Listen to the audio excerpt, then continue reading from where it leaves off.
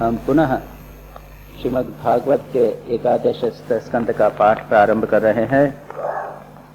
इस एकादश स्कंद के त्रयोदश अध्याय में एक कथानक सा प्रारंभ किया गया था। उद्धव ने बीच में प्रश्न किया था भगवान से कि मानव सामान्यतः जानते हैं कि ये जो विषय है ये कष्टकर है, विपत्ति का कारण है, फिर भी उसमें अपने मन को लगाते हैं और उसको कष्ट भोगते हैं। ये क्यों होता है? ठीक उसी प्रकार से जैसे भगवान से अर्जुन ने पूछा है गीता में कि अथ केन प्रयुक्तोऽयं पापं चरति पुरुषः अनिच्छन्नपि वाष्णेय बरादिव नियोजितः। कहा कि कोई व्यक्ति या इच्छा न होते हुए भी पाप क्यों करता है? अनिच्छा होते हुए बलपूर्वक उसको पाप में लगाया जाता है, क्यों करता है? तो भगवान उसका उत्तर एक प्रकार से देते हैं, काम और क्रोध इत्यादि। लेकिन यहाँ पर इसका उत्तर भगवान कहते हैं ये तीन गुणों के कारण, सत्व तज सत्वगुण तमोगुण इत्यादि के कारण व्यक्ति उसमें पड़ जाता है। उसके बाद उद्धव पुनः एक प्रश्न करते हैं। भगवान ने उसके अंत में यह कहा था कि एतावान योग आदिष्टो मश्चिष्यैः सनकादिभिः सर्वतः मन आकृष्य मयि अर्था निवेश्यते यथा। ये महत्वपूर्ण प्रश्न किया था और भगवान कहते हैं कि यही आदिष्ट, यही एक मेरे शिष्य सनकादि जो हैं मेरे शिष्य, उन्होंने यह आदेश किया। योग क्या आदेश किया है? और यही सार बात है, बहुत महत्वपूर्ण। पर शॉर्ट में एक सेंटेंस में जो कंक्लूजन कह दिया है वह यह है कि सर्वतः मन आकृष्य मयि अथा निवेश्यते यथा। जिस प्रकार से, जिस किसी भी प्रकार से होवे, चारों ओर से मन को हटाकर मुझ में लगा देवे, बस यही है योग। मेरे शिष्य सनकादि ने, परम ऋषियों ने योग का स्वरूप क्या बताया है कि साधक अपने मन को सब ओर से खींचकर साक्षात मुझ में, भगवान में पूर्ण रूप से लगा दे। This is the sum and substance जिसे कहते हैं ऑल स्पिरिचुअल लाइफ। भगवान को में मन को लगाना और कुछ नहीं। The simplest thing, easiest thing, shortest, और कुछ नहीं है, यही है सारा। This is the essence of spiritual life. कहना इतना सरल नहीं है, कि आसान है, लेकिन करना कठिन है अवश्य। लेकिन ठीक बात यही है, आध्यात्मिक जीवन सिंपलेस्ट है। जो सत्य होते हैं वो बिल्कुल सबसे सरल होते हैं। हम ही लोग उसको कॉम्प्लिकेटेड कर देते हैं, लेकिन बाकी चीज बिल्कुल सरल है। भगवान का नित्य निरंतर चिंतन करना, भगवान में मन लगाना, सब ओर से हटाकर, यही उपदेश सनकादि मेरे शिष्यों ने दिया था। इस पर उद्धव ने प्रश्न किया, यदा त्वं सनकादिभ्यो येन रूपेण केशव योगमादिष्टवान् एतद् रूपम इच्छामि वेदितुम्। कहा कि आपने जो सनकादि को, आपके शिष्य हैं, तो आपने उनको कुछ उपदेश दिया होगा। तो कब आपने वह उपदेश दिया, कैसे उपदेश दिया, किस रूप में उपदेश दिया, वह मैं जानना चाहता। गीता में भी भगवान से अर्जुन यही कहते हैं। भगवान ने जब कहा कि यह ज्ञान मैंने एवं विवस्वानान आहु विवस्वान मनवे प्राहु मनु इक्ष्वाक वै ब्रवीत एवं परंपरा प्राप्तम नष्टो योगः परन्तप। ने कहा कि यह मैंने योग, पहले किसको कहा? विवस्वान, सूर्य को कहा। सूर्य ने उसके पुत्र मनु को कहा, मनु ने उसके पुत्र इक्ष्वाकु को कहा, और इस प्रकार राजर्षियों ने एक के बाद एक इसको जाना, और काल के अवसर में ये बाद में नष्ट हो गया। तो अर्जुन ने पूछा कि ये तो मैं नहीं विश्वास कर सकता, क्योंकि अभी आप तो मेरे सामने अभी खड़े हो, और विवस्वान सूर्य और इक्ष्वाकु मनु तो बहुत पहले हुए हैं, तो मैं कैसे कथम एतद् विजानीयाम्, मैं कैसे जानूं कि त्वमाहु, आपने बोला है इसको। तो भगवान कहते हैं कि तू मेरे पहले के जन्मों को नहीं जानता, मैं सब जानता हूं। बहुने में जन्मानि व्यतीतानि तव अर्जुन, मेरे तेरे बहुत सारे जन्म हुए हैं, तू उनको नहीं जानता, मैं उन सबको जानता।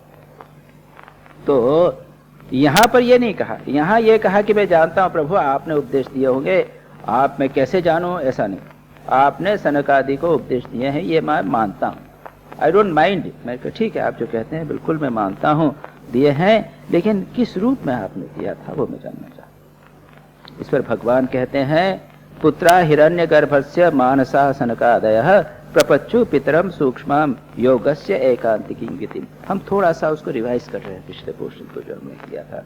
क्या कहा है कि हिरण्यगर्भ के मानस पुत्र हैं कौन? सनकादि।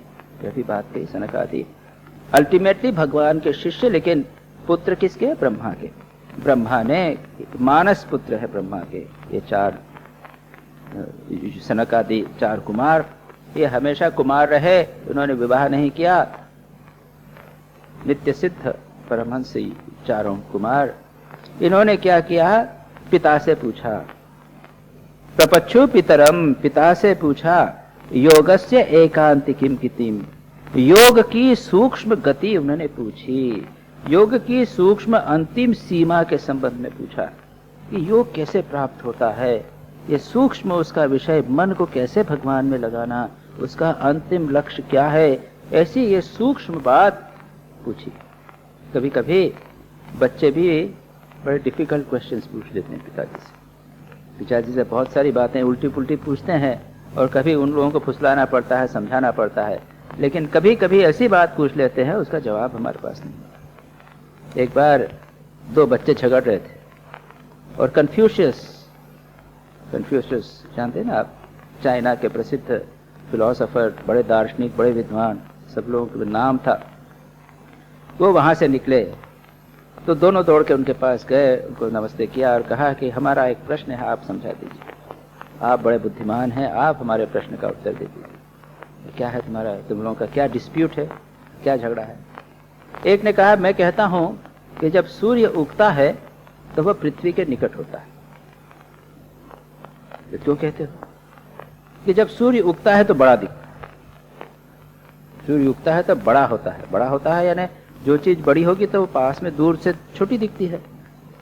अच्छा, दूसरे ने कहा कि मैं कहता हूं कि सूर्य जब ऊपर, दोपहर को उससे ऊपर रहता है तब निकट होता है। तुम्हारा क्या आर्गुमेंट है? कि तब धूप सबसे ज्यादा लगती, क्योंकि वो निकट आ जाता है इसलिए धूप ज्यादा लगी। अब आप बताइए कब सूर्य पास में ज्यादा देता है? आप क्या कन्फ्यूशियस उसका उत्तर दे सकेंगे? कन्फ्यूशियस उसका उत्तर नहीं दे सके। बच्चों ने कहा, इतने बुद्धिमान हो, हमारी छोटी सी बात का जवाब नहीं दे सकते? कभी कभी बच्चे भी बड़ा सूक्ष्म गूढ़ प्रश्न पूछ लेते हैं। ये तो चार बच्चे हैं, लेकिन ये परमहंस बच्चे हैं, इनकी वास्तविक सच्ची समस्या है उसको पूछ रहे हैं। और सच पूछा जाए, इस माध्यम से वे हम लोगों की जो समस्या है उसको पूछ रहे हैं। क्या पूछा उन्होंने? गुणेषु आविशते चेतः गुणः च चेतसी च प्रभो कथम अन्योन्य संत्याग्यो मुमुक्षोः अतितितीर्षयो। कहा है कि मन को सब तरफ से हटाकर सर्वतः मन आकृष्य, अभी कहा सब तरफ से मन को हटाकर भगवान में लगाओ। इसके लिए आवश्यक है कि मन को विषयों से, गुणों से हटाना। विषय यानी गुण यानी विषय। ये जो संसार के सत्व रज तम तीन गुणों से मिलकर ही तो जगत बना है। तो इनका प्रश्न यह है कि चेतः, चित्त जो है वह संसार के विषयों में आवेश करता है। सरल बात है, मन का स्वभाव है कि संसार के विषयों में प्रवेश करता है। मन स्वाभाविक रूप से इंद्रियों के माध्यम से या इंद्रियों के माध्यम से न भी होवे तो भी विषयों में जाता है, जो गुणों से निर्मित है। और गुणाः चेतसी च, और जो गुण हैं वो हमारे मन में प्रवेश करते हैं, विषय हमारे मन में प्रवेश करते हैं। अन्योन्य संत्याग्यो कथम, इन दोनों को सेपरेट कैसे करें? और ये सबसे बड़ी समस्या जो भी साधक है उसकी बहुत बड़ी समस्या है कि ये विषयों को मन से सेपरेट क्यों कैसे करें। अगर हम शांत भी रहें तो भी मन उनकी तरफ जाता है, और अगर हम इंद्रियों के माध्यम से बाह्य जगत में हों तो विषय हमारे अंदर आते हैं। इन दोनों का जो मुमुक्षु है, मोक्ष की इच्छा चाहता है और अति तितिक्षु संसार सागर को पार हो जाना चाहता है, वो कैसे करे? Very difficult question, very important question. ये सबकी समस्या, सभी साधकों की समस्या। आप ध्यान करने बैठे तो मन जा रहा है विषयों की ओर, और अगर ध्यान करने न बैठे, आंखें कान खोल के देखें तो सबके माध्यम से, इंद्रियों के माध्यम से ये गुण जो है या विषय है जो हमारे मन में प्रवेश। अब क्या करें? श्री भगवान हुआ, आज भगवान जैसे पूछा गया तब क्या हुआ? एवं पृष्ठो महादेव स्वयंभू भूत भावनः ध्यायमानः प्रश्न बीजम नाभ्यपद्यत कर्म थी। इसकी चर्चा किशोर जी व्यास ने भी की थी, बड़ी मजेदार बात हुई। ब्रह्मा जी समस्त संसार के सृष्टि करने वाले कौन? स्वयंभू, स्वयं उत्पन्न हुए हैं, उनका कोई क्रिएटर नहीं। और कैसे हैं? भूत भावन है, संसार के जितने भूत यानी प्राणी हैं उनके भू यानी उनको बनाने वाले हैं, द फर्स्ट क्रिएटर। महादेव, देवताओं का भी देव। जैसे ब्रह्मा से जब पूछा गया तो उन्होंने क्या ध्यान किया, ध्यान करके क्या हुआ? न अभ्यपद प्रश्न बीजम। इस प्रश्न का बीज क्या है, इसका रूट क्या है, अल्टीमेट सॉल्यूशन क्या है, नहीं समझ में। ही कुड नॉट अंडरस्टैंड क्या है। जैसे मैंने दृष्टांत दिया था, कभी कभी कोई व्यक्ति कोई प्रश्न पूछता है। श्री रामकृष्ण से स्वामी विवेकानंद ने प्रश्न पूछा, क्या आपने ईश्वर को देखा है? तो ये सिंपल प्रश्न है, यस और नो आंसर हो जाता है बस। लेकिन इस प्रश्न का एक बीज है। क्यों पूछा? इसलिए पूछा कि वो जानना चाहते हैं कि अल्टीमेट रियलिटी क्या है जगत की। That is the actual thing. जगत की अल्टीमेट रियलिटी क्या है, क्या उसे जाना जा सकता है? What is the proof of it? ये था उसके प्रश्न का बीज। कहां से उत्पन्न हुआ स्वामी विवेकानंद के मन में यह प्रश्न? उसने उन्हें व्याकुल कर दिया था।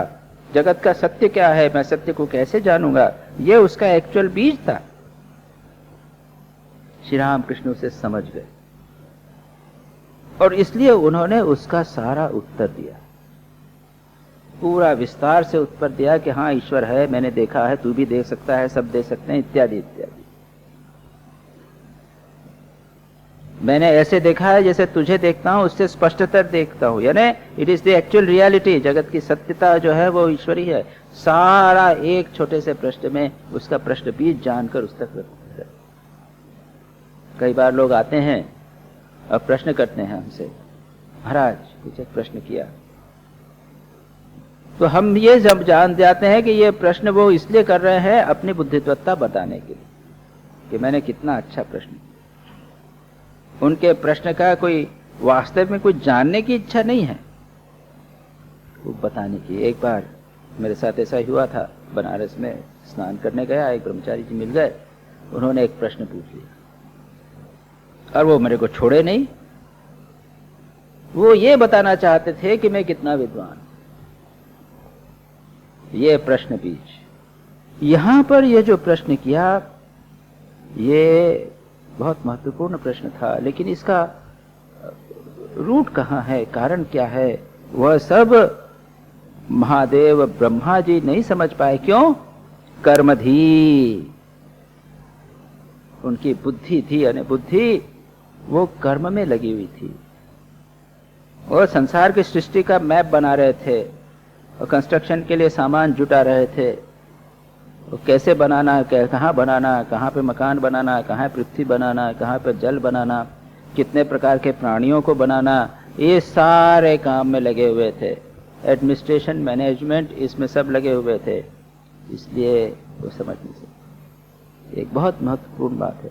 अगर गहरा deep thinking if you want to do, spiritual thinking अगर करना चाहते हैं तो संसार के कर्म में भी लगे रहेंगे और ये करेंगे, ऐसा होता है असंभव। थोड़ा सा मन को अवकाश देना ही पड़ता है, बिना उसके गहन चिंतन नहीं हो सकता।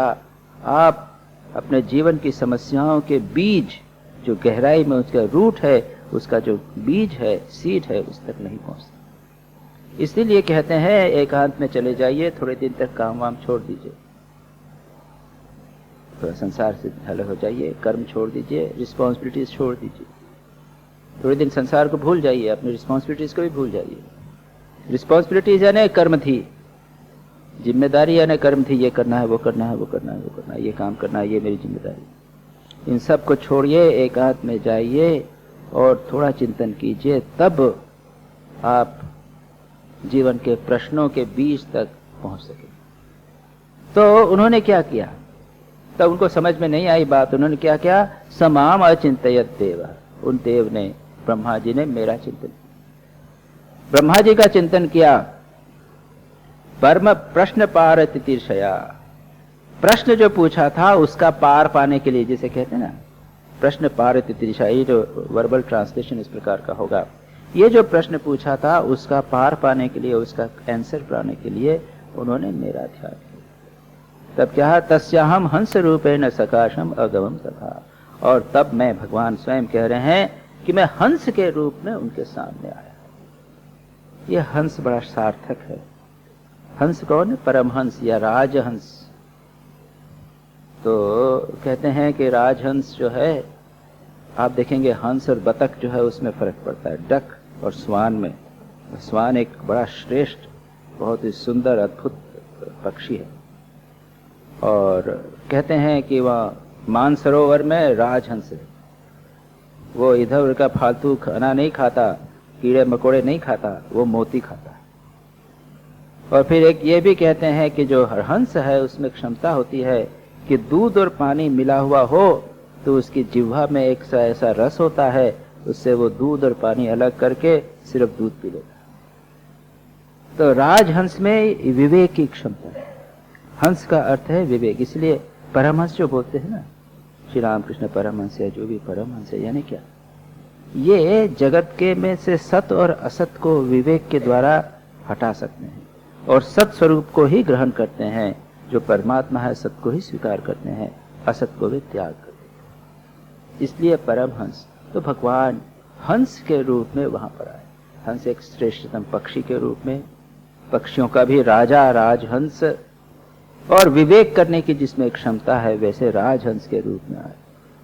दृष्ट्वा ताम त उपवृज्य कृत्वा पादाभिवंदनम ब्रह्मांडम अग्रतः कृत्वा प्रपच्चु को भवानिति।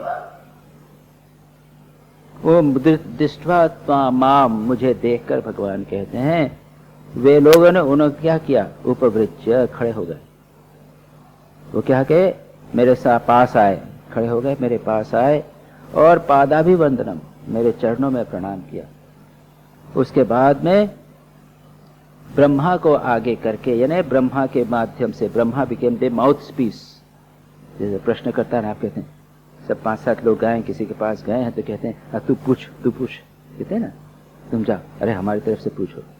तो ब्रह्मा जी को आगे किया कि भाई आप मुख्य है, आप हमारी तरफ से ये प्रश्न पूछिए। तो ब्रह्मा जी को आगे करके उन सब लोगों ने, ये सनकादि ने, चारों ने ब्रह्मा जी से प्रश्न किया, प्रपच्छु, आप कौन। कोई व्यक्ति अचानक आ जावे, हंस के रूप में आ गया, भाई कौन है, भाई हम नहीं जानते। कोई नया आदमी आ जाता है, पूछते हैं कौन, और विचित्र भेष में आ जाए तो और भी प्रश्न पूछते हैं, आप कौन। नेचुरली ये एक प्रश्न है, स्वाभाविक प्रश्न है। तब भगवान ने जो उत्तर दिया उसके बारे में स्वयं भगवान कहते हैं, तस् इत्यहम मुनि भी पृष्ठः, जब मुनियों ने ब्रह्मा जी के सहित मुझसे यह प्रश्न किया। और कैसे हैं, तत्व जिज्ञासु, वो तत्व जानना चाहते। तत्व यानी जो सत्य स्वरूप है, जो स्वरूप है वस्तु का, उसको कहते हैं तत्व।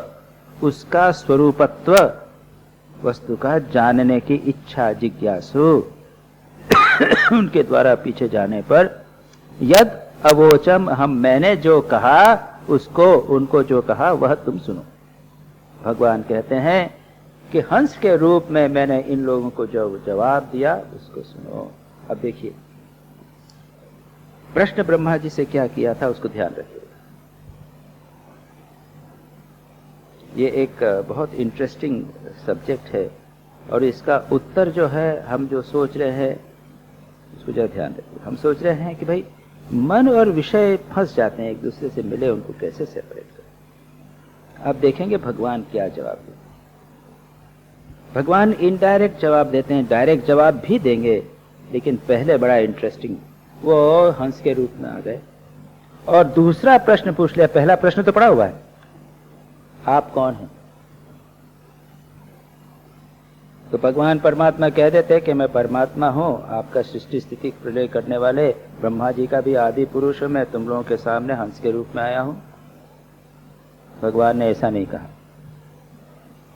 यदोवाच अहम तेभ्य, मैंने जो कहा वह है उद्धव, तुम सुनो। क्या कहा? वस्तुनो यदि अनानात्वम आत्मनः प्रश्न ईदृशः कथम घटेत वो विप्रा वक्तुर्वा में क आश्रय। ये डिफिकल्ट क्वेश्चन वो है आंसर। ये जो श्लोक है एक प्रकार से डिफिकल्ट है। इसमें क्या कहा है? यदि परमार्थ वस्तु नानात्व से सर्वार्था रहित है। आपने मेरे संबंध में प्रश्न किया,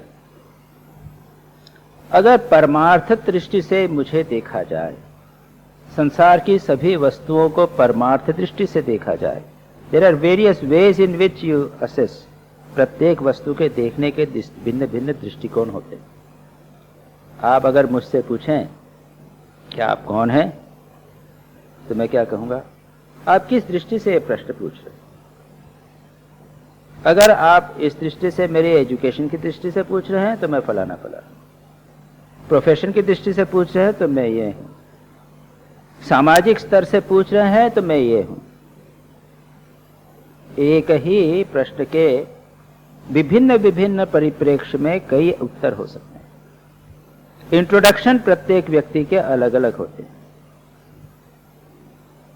कोई व्यक्ति सामने आया, आप कौन है, आपका परिचय,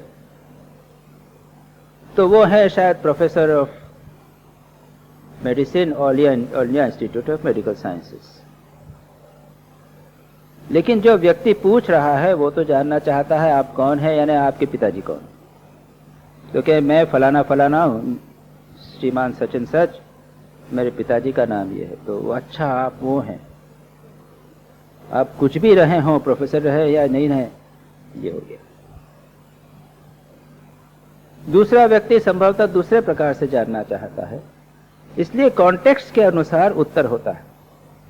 यहां पर कहा गया कि वस्तु का यदि आत्मस्वरूप जो है, यदि परमार्थ रूप से आत्मनः यानी परमार्थ रूप से व्यक्ति वस्तु के स्वरूपतः, आपने मुझे पूछा मेरे स्वरूप के संबंध में पूछा, या मैं हंस के रूप में आपके समक्ष हूं उसके रूप में पूछा? क्या पूछा? अगर स्वरूपतः मेरे बारे में पूछा तो स्वरूपतः तो संसार में एक ही वस्तु है, अनाना, नाना यानी बहुत सारी वस्तु, अनानात्व। संसार में बस एक ही वस्तु विद्यमान है, परमात्मा जो सर्वव्यापी है।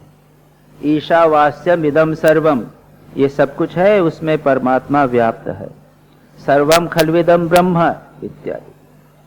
तो संसार की जितनी वस्तुएं हैं वे उसमें एक ही सार तत्व है, परमार्थतः वह है। तब आपका यह प्रश्न कि मैं कौन हूं, ये तो जमता नहीं। परमार्थ तो एक ही वस्तु है, उसके बारे में प्रश्न कैसे कर सकते हो?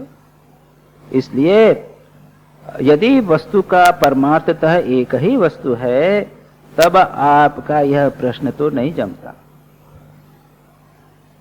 क्योंकि वो कहते हैं कि अगर मैं कहूं कि मैं किस जातु गुण क्रिया संबंध आदि का अगर मैं बोलूं भी, तो किस आश्रय से बोलूं, कौन सी जाति का हूं, पूरा पूछा जाए। प्रश्न कहते हैं ना, आप कौन है, तो बोलना पड़ेगा कि मैं फलाना जाति का हूँ, मेरे ये गुण हैं, ये क्रिया मैं करता हूँ, ये मेरा संबंध है। इसी पे तो उत्तर देते हैं जाएंगे कि मेरा रामकृष्ण मिशन से यह संबंध है कि मैं उनका सदस्य हूँ, मैं गुण से डॉक्टर हूँ, क्रिया से प्रवचनकार हूँ, जाति से मैं पूरी संप्रदाय का सन्यासी हूँ। ये मेरा इंट्रोडक्शन। आप अपना इंट्रोडक्शन दे दीजिए। अगर आप परमार्थता पूछते हैं तो वहां पे तो जाति, गुण, क्रिया, संबंध कुछ नहीं है, वह तो एक ही है, डिफ्रेंसिएशन नहीं है। इसलिए आपका प्रश्न नहीं जमता। तो लोगों ने कहा नहीं नहीं, ऐसी बात नहीं, मैं हम जानना चाहते हैं, उससे परमार्थ वस्तु के बारे में आपका प्रश्न नहीं, हमारा प्रश्न। हम तो परमार्थ से भिन्न जो यह आपके सामने जो शरीर आपका विद्यमान है उसके संबंध में प्रश्न करते हैं। तब भगवान कहते हैं पंचात्मकेषु भूतेषु समानेषु च वस्तुतः को भवान इति वह प्रश्नो वाचारंभो ही अनर्थक। तो आपने मेरे शरीर के बारे में पूछा तो यह तो 5 भूतों का बना हुआ है, पृथ्वी, जल, वायु, अग्नि और आकाश। इन 5 से बना हुआ मेरा शरीर है। वो आपका भी शरीर तो 5 से बना। इसलिए यह पूछना कि आप कौन है उससे क्या लेना देना। यह तो वाचारंभणम मात्र है, यानी यह वाणी का व्यवहार मात्र है, विचार पूर्वक नहीं है। यह प्रश्न भी निरर्थक है। भगवान क्या बताना चाहते? देखिए, इस प्रश्न के उत्तर के माध्यम से उनको उस तत्व का विवेक करवाना चाहते हैं जो वे प्रश्न उन्होंने किया था, उसको उसके ऊपर अल्टीमेटली जाने। आप अपने स्वरूप को समझ लीजिए तो आपका जो प्रश्न है कि मन से ये विषयों को कैसे दूर करना, वो अपने आप समझना है। तो भगवान इसलिए कहते हैं कि आप लोगों का यह केवल वाणी का व्यवहार मात्र है, इसलिए यह निर्भिन्न है। अब कहते हैं अपने स्वरूप का उत्तर दे।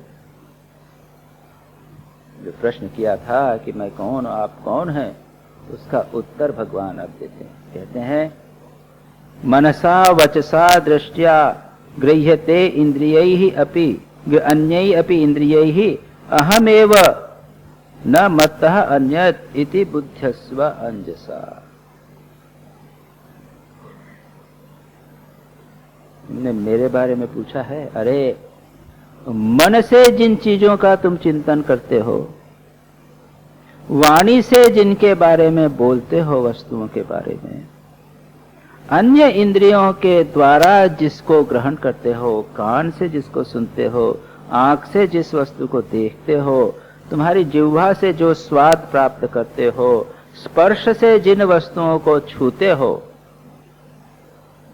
इन अन्य इंद्रियों के द्वारा भी जिन जिन वस्तुओं का आप अनुभव करते हो, गृह्यते ग्रहण करते हो, वह सब मैं ही हूं। अहमेव, मैं ही सब कुछ हूं और कुछ नहीं। देखिए, उच्चतम तत्व की बात बता। उपनिषदों में सर्वत्र यह बात कही गई है। भगवान यहां पर वही बात। कठोपनिषद पोएट्री है, बृहदारण्यक उपनिषद प्रोज है, उसमें थोड़ा पोएट्री है, लेकिन कठोपनिषद, मुंडक उपनिषद पोएट्री, छंद है। श्वेताश्वतर उपनिषद भी छंद है। और उसमें जो ऋषि हैं वो कवि हो गए। कवि शब्द का अर्थ एक तो जो पोएट है वो, दूसरा ऋषि या मंत्र दृष्टा जो होते हैं, man of realisation, man of experience, spiritual experience, super conscious experience, वह भी ऋषि कहलाते हैं। और तीसरे हैं ब्रह्म परमात्मा के लिए भी शब्द ऋषि शब्द, कवि शब्द का उपयोग किया है। कवि पुराण मनुषासितार मनोरनुयान अमनुस्मरेद्यः सर्वस्वधातारम अचिंत्य रूपम आदित्य वर्णम तमसा परसात। कवि शब्द का वहां पर आया। कबीर मनीषी परिभी स्वयंभू व्याथा तथ्यतो अर्थान वेदधात शाश्वतीभ्य समाभ्य। ये श्वेत ईशावास्य उपनिषद। तो एक कवि ऐसे ऋषि श्वेताश्वतर उपनिषद के दृष्टा, वो क्या कहते हैं? त्वम स्त्री त्वम पुमानसी तम कुमार उतवा कुमारी तम जीर्णो दंडेन वंचसी तम जातो भवसी विश्वतोमुख नीलः पतंगो लोहिताक्षः इत्यादि। और भी कुछ है, क्या कहा? भगवान के लिए कहते हैं त्वम स्त्री, तुम ही स्त्री हो, तुम ही पुमान मनुष्य हो, तुम कुमार हो, तुम कुमारी हो, तुम जीर्ण बूढ़े हो, डंडा हाथ में लेकर घूम रहे हो, तम ज्वातो बहुता विष्णुमुषम, कई प्रकार से बहुत से रूप आपने धारण कर लिए। नीलः पतिंगो लोहिताक्षः, नील पक्षी, लोहित लाल आंखों वाला नील पक्षी भी तुम इत्यादि। वो और भी कहते जाते हैं आगे। यानी जितने भी हम रूप देख रहे हैं सब परमात्मा के रूप, जो कुछ भी अनुभव कर रहे हैं वो परमात्मा का। स्वामी विवेकानंद कहते हैं it is in and through God that we see everything. पहले भगवान, उसके बाद में हम चीज देखते हैं। जैसे मैं चश्मा पहना है, ये चश्मे के माध्यम से, मैं एक चश्मा जब पहना है तो मैं पहले चश्मे कांच को देखूंगा ना, उसके बाद ही तो सब कुछ दिखाई दे रहा है। अगर मैं नीला चश्मा पहनूं तब आसान से समझ में आ जाता, हाँ हाँ नीली नीली चीज दिखाई दे रही। जो आंख है उसमें जो लेंस है उसके माध्यम से इसे देखते हैं। ठीक उसी प्रकार से भगवान सर्वत्र पहले हैं, in and through God that we see everything. But पता क्यों नहीं चलता? साइंस ने बताया कि जो कुछ हम देख रहे हैं वो इलेक्ट्रॉन्स एंड प्रोटॉन्स ही हैं। क्या हम इलेक्ट्रॉन प्रोटॉन्स देखते हैं? नहीं। लेकिन साइंस बताता है कि ये जो कुछ भी है वो इलेक्ट्रॉन्स एंड प्रोटॉन्स, आप जो देख रहे हैं वो इलेक्ट्रॉन्स एंड प्रोटॉन्स। हमारी इंद्रियों की लिमिटेशंस, हमारे मन की लिमिटेशंस हैं। मन अशुद्ध है, वो प्रोजेक्ट कर देता है। जिस दिन मन शुद्ध हो जाएगा तब हम देखेंगे कि जो कुछ दिख रहा है वो परमात्मा ही है। ये जो जगत है इसमें से नाम रूप हटा दीजिए, जो बचेगा वह परमात्मा ही बचेगा। यह बात सर्वत्र कही है उपनिषदों में। सर्वम खल्विदम ब्रह्म, जो कुछ है खलु इदम ब्रह्म, वह इंडीड ब्रह्म ही है और कुछ नहीं है। ब्रह्म वेदम विश्वम इदम वरिष्ठम, सर्वत्र मुंडक उपनिषद में कहा। अन्य आत्मै वेदम सर्वम, आत्मा ही सब कुछ है जो दिखाई दे रहा है इत्यादि। सर्वत्र ही, सभी उपनिषदों में सर्वत्र कहा है जो कुछ है सब ब्रह्म ही है। श्री राम कृष्ण स्वयं कहते हैं, श्री राम कृष्ण कहते हैं कि मैं देख रहा हूं तुम लोग सब के सब मानो मोम के बने हुए हैं। जैसे सारे जितनी भी चीजें देखी सब मोम की, यानी क्या? ये मोम रूपी ब्रह्म की बनी हुई सब। श्री राम कृष्ण ने एक स्त्री को देखा, वो तो वेश्या थी, स्नान करने आई। श्री राम कृष्ण को माँ जगदम्बा दिखी, माँ काली दिखी। कहा माँ तुम इस रूप में आई हो। श्री राम कृष्ण ने एक बिल्ली को देखा, बिल्ली में माँ को देखा, उनको मिठाई वो भोग खिलाने के लिए, अरे थोड़ा थोड़ा ले जा खा। श्री राम कृष्ण ने सर्वत्र ब्रह्म को देखा। जो कुछ उनको दिखता था सर्वत्र ब्रह्म, सभी ब्रह्म।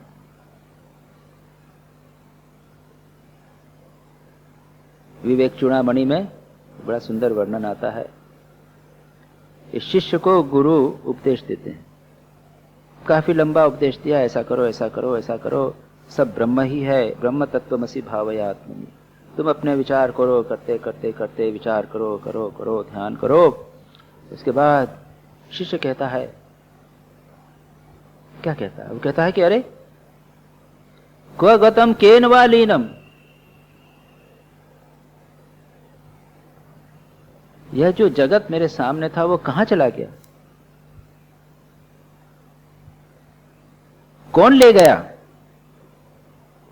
अधुनैव मया दृष्टम, अभी तो मेरे सामने दिखाई दे रहा था, अभी क्या अद्भुत हुआ कि मैं तद अद्भुत।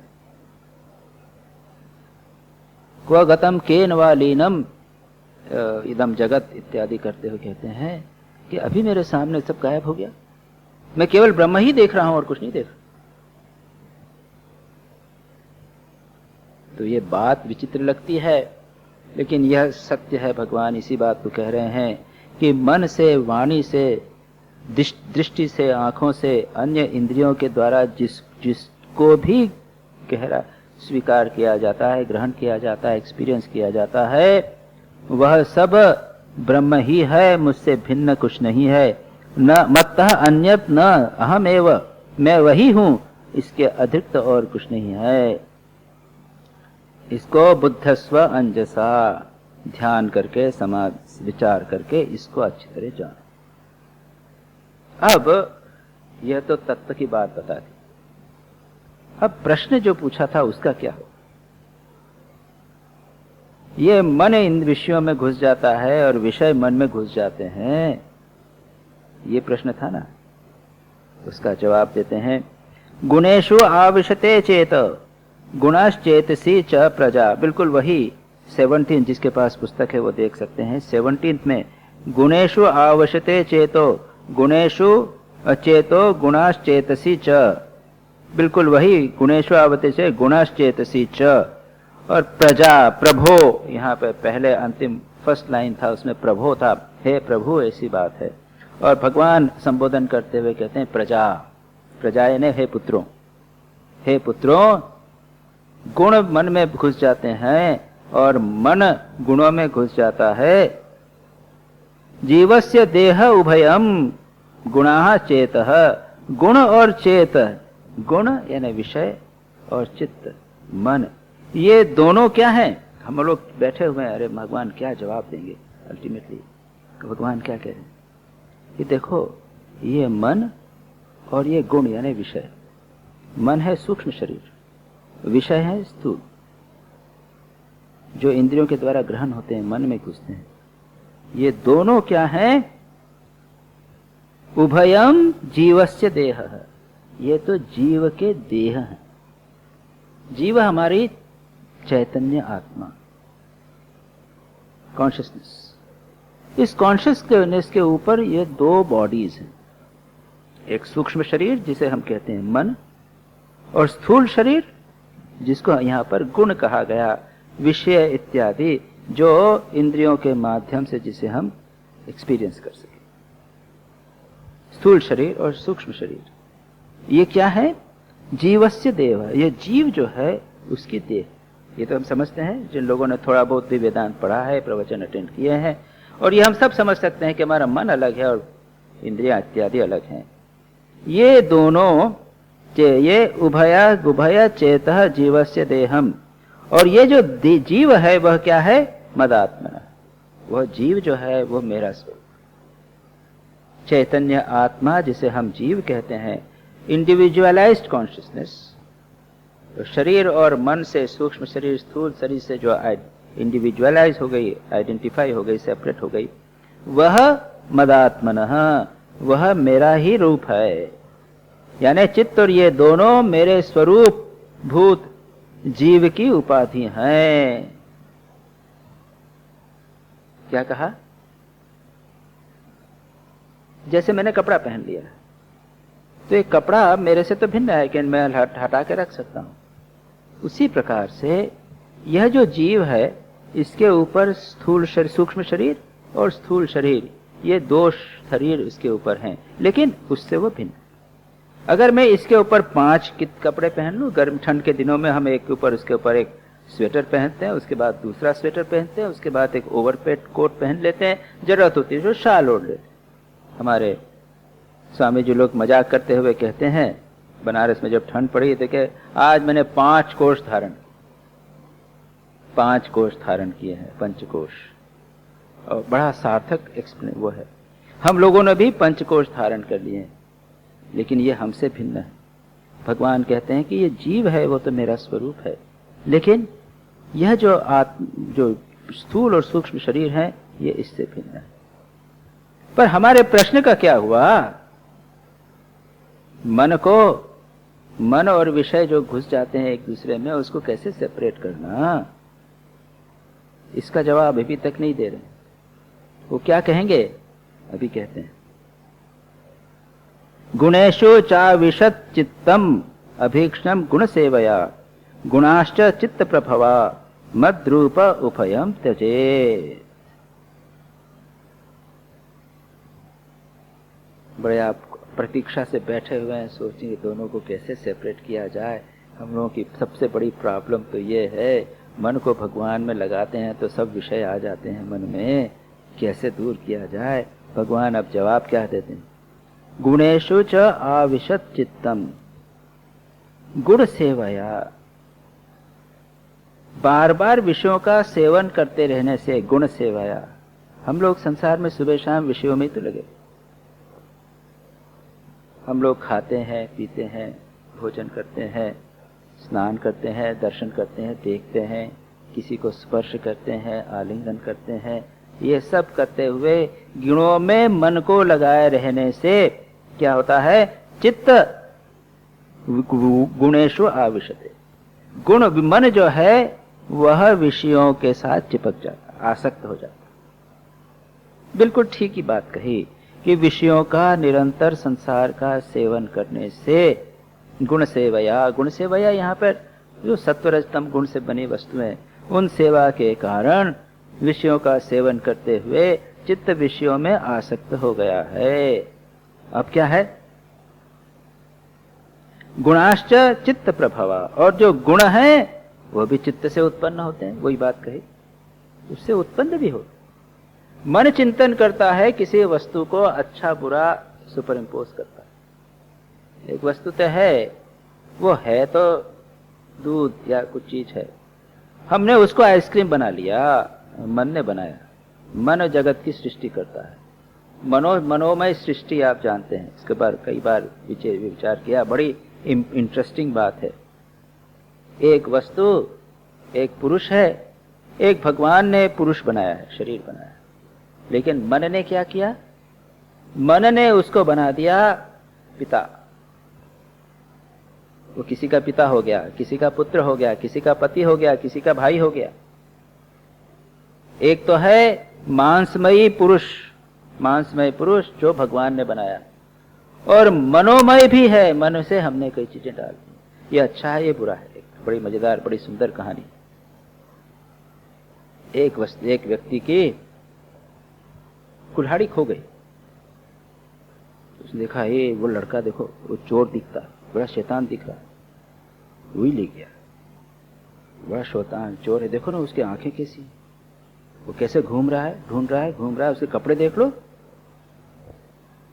15 मिनट के बाद में वो कुल्हाड़ी दूसरी जगह रखी हुई थी, वो मिल गई। देखो वो कितना अच्छा लड़का है। दृष्टि हमारी बदल गई, 1 मिनट में बदल जाती है। सस्पिशन हो गया, अरे वो ही बदमाश। वो देखो वो दिखता भी इस तरह का। जैसे ही वो मिल गई तो अब वो लड़का अच्छा, वो लड़का अच्छा बन गया। हम सुपर इम्पोज करते हैं कोई चीज। भगवान तुलसीदास जी वर्णन करते हैं कि जब कामदेव आए भगवान शिव को विचलित करने के लिए, आप जानते हैं सब कहानियां आए थे, भगवान शिव जी को विचलित करने के लिए आए और शिव जी ने उनको भस्म कर दिया था। तो उसके पहले जब कामदेव पहुंचे तो उन्होंने क्या किया? उन्होंने कहा, अरे मैं शिव जी को अटैक तो बाद में करूंगा, मैं अपना प्रभाव तो दिखाऊं। उसने सर्वत्र सारे जगत पर अपना प्रभाव विस्तार किया।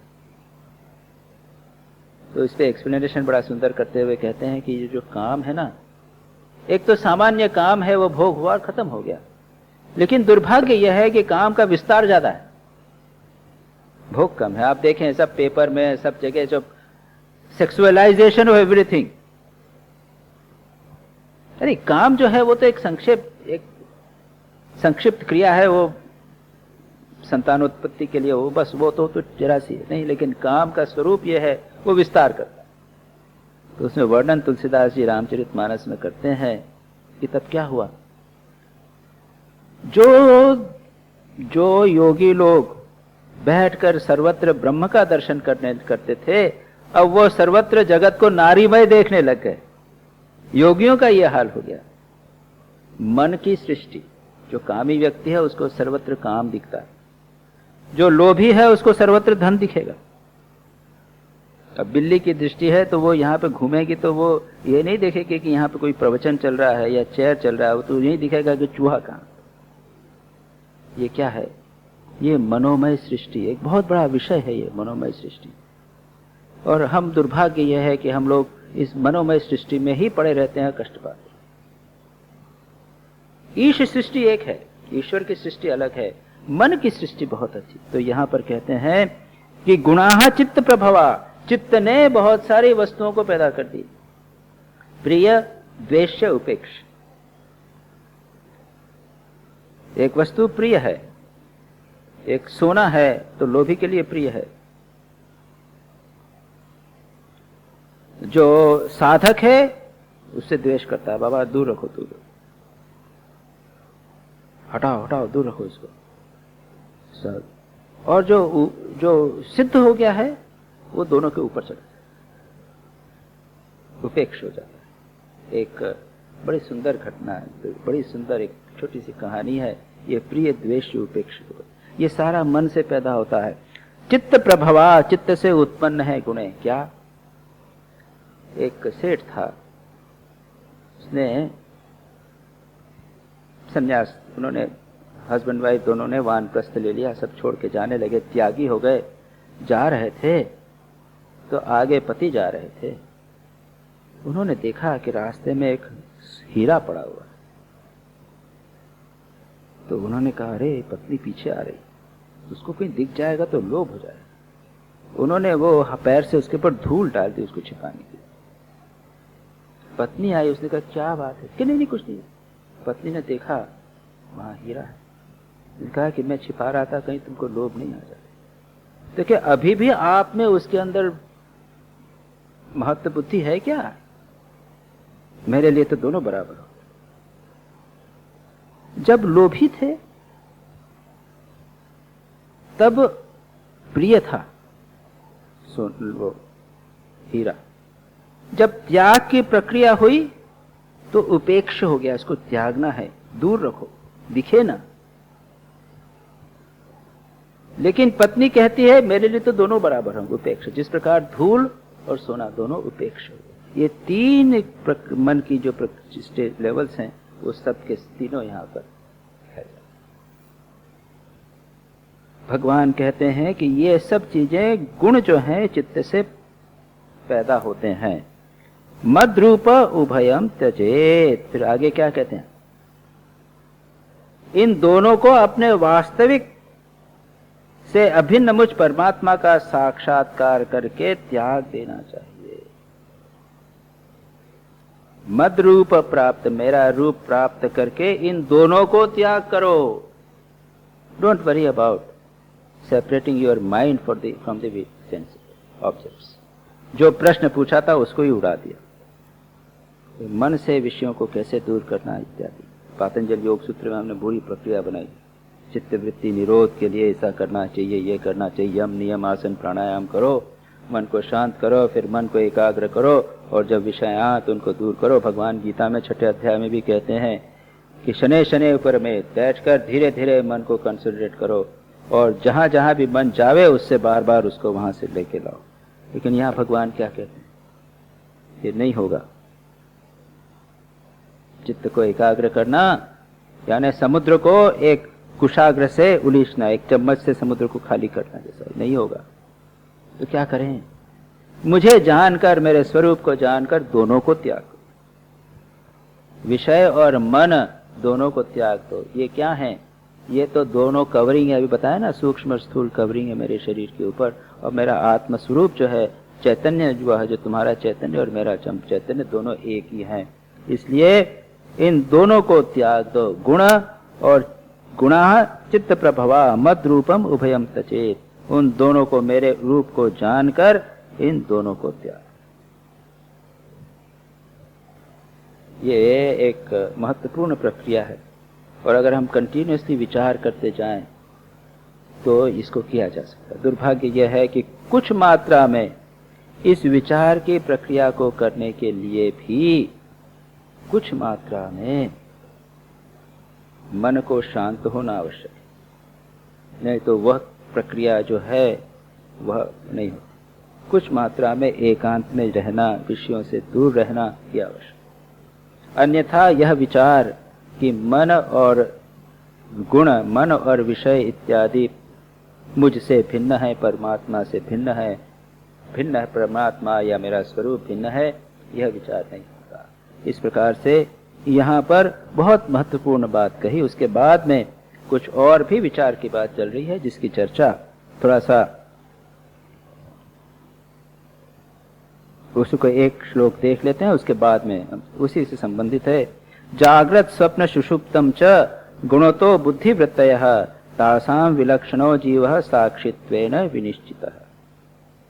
ये जागृत, स्वप्न और सुषुप्ति, ये तीन अवस्था, ये तीन अवस्थाएं जो हैं, ये क्या है? ये गुणतः बुद्धिवृत्ति, सत्वादि गुण के अनुसार होती हैं। जब हम सो जाते हैं तब तमोगुण अधिक हो जाता है, जब जागृत रहते हैं तो सत्वगुण अधिक होता है, जब चंचल रहते हैं तो रजोगुण अधिक होता है। ये इसके कारण और बुद्धि की वृत्तियां हैं, सत्व रज तम, इनकी बुद्धि की वृत्तियां और जागृत स्वप्न सुषुप्ति, ये सब माइंड में हो रही हैं। तासाम विलक्षण है जीव, इन तीनों से भिन्न है जीव, चैतन्य परमात्मा साक्षित, और तीनों से साक्षी है।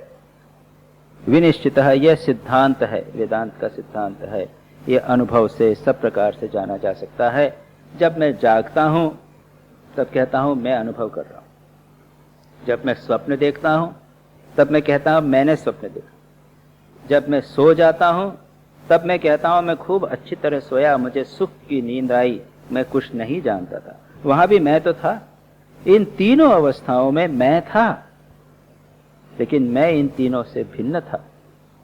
यह विचार के द्वारा, श्रुति में, वेदांत के द्वारा, वेदों के द्वारा, उपनिषदों के द्वारा और युक्ति के द्वारा इसको प्रमाणित किया जा सकता है।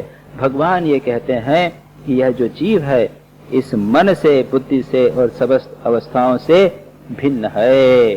इसको विनिश्चित करो, इसको स्पष्ट रूप से उसका अनुभव करके उसमें प्रतिष्ठित हो जाओ, तब ये सारी समस्याएं तुम्हारी दूर हो जाएगी। इसके आगे भगवान क्या कह रहे हैं, इसकी चर्चा हम अगले शनिवार को 5:30 बजे करेंगे। नारायणं नमस्कृत्य नरं चैव नरोत्तमं देवीं सरस्वतीं व्यासं ततो जयमुदीरयेत्।